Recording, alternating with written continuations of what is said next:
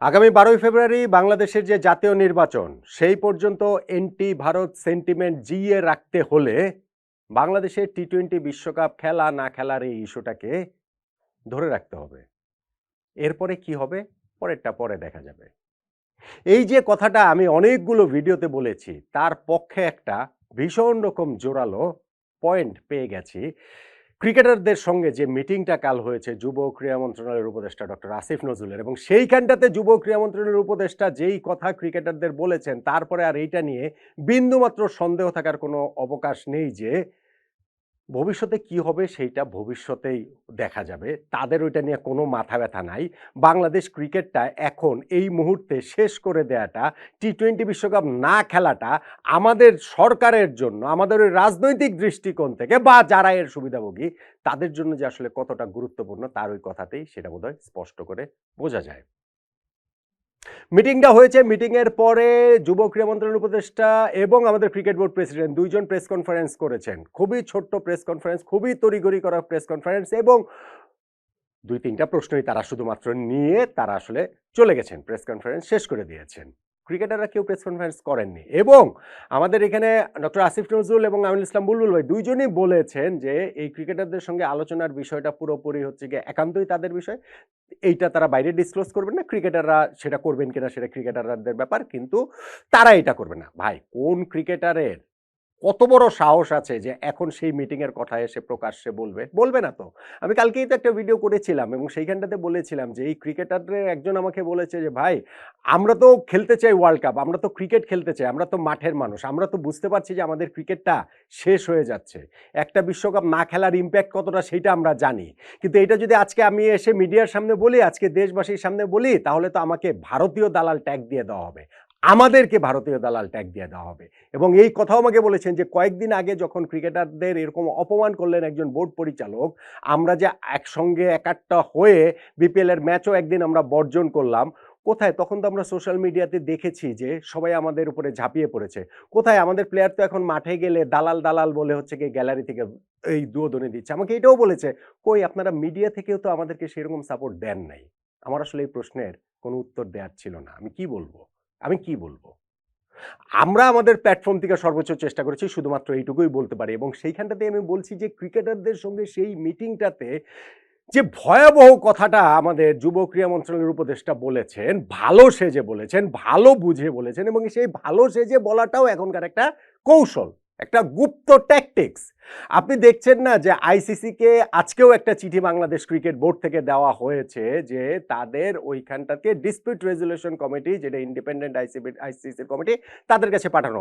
এইটা যে আসলে হবে না এটা বুলবুল ভাইরা খুব ভালো করে জানেন, উনি আইসিসিতে এতদিন কাজ করেছেন। কিন্তু ওই যে আমরা একটা লিগ্যাল ব্যাটেলেও যাব, ভবিষ্যতে আমরা কোর্ট অফ আরবিট্রেশন ফর স্পোর্টসে মামলাও করব, এবং এই সরকারের সময় করব। মানে এই যে আমাদের জাতীয় নির্বাচনের আগে যে ২০-২২ দিন সময় বাকি হাতে রয়েছে, এর মধ্যেই দেখবেন যে আমরা মামলা করে দিচ্ছি, কারণ দেশবাসীর হাততালি পাওয়া যাবে সেইখানে দেশবাসীর কাছে এটা আরো অনেক বেশি জনপ্রিয় সিদ্ধান্ত হবে যে না, ঠিক আছে, আমরা দেখিয়ে দিয়েছি, আমরা অন্যায়ের কাছে মাথা নত করিনি। কিন্তু ক্রিকেটটার যে কি সর্বনষ্ট হয়ে যাচ্ছে, কি সর্বনষ্ট করে যাচ্ছেন, এবং এটা কি রিপেয়ার করার জায়গায় আর থাকছে কিনা, ক্রিকেটারদের সঙ্গে মিটিংয়ে যুব ক্রীড়া মন্ত্রণালয়ের উপদেষ্টার ওই কথাটাই আমাকে কিন্তু ওই প্রশ্নটার সামনে বারবার এনে দাঁড় করাচ্ছে।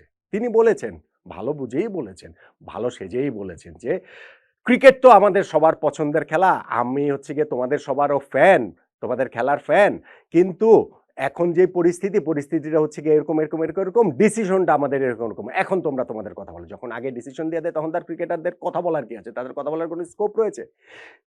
ক্রিকেটার এই ক্রিকেটের ভবিষ্যৎ শঙ্কা নিয়ে তারপরেও দু একজন একটুখানি বলেছেন যে না, আমাদের ভবিষ্যৎ আসলে ক্রিকেট কি হয়, কিভাবে কি যায়। ডক্টর আসিফ নজরুল এইটাতে বলেছেন যে দেখো, আমাদের সরকার তো আর বেশি দিন নেই, এই তো আগামী মাসেই নির্বাচন, নির্বাচনের পর তো আমরা চলে যাব। তো নতুন সরকার এলে তারপরে এই জিনিসগুলো আসলে সলিউশন হয়ে যাবে, এগুলা ঠিকঠাক হয়ে যাবে।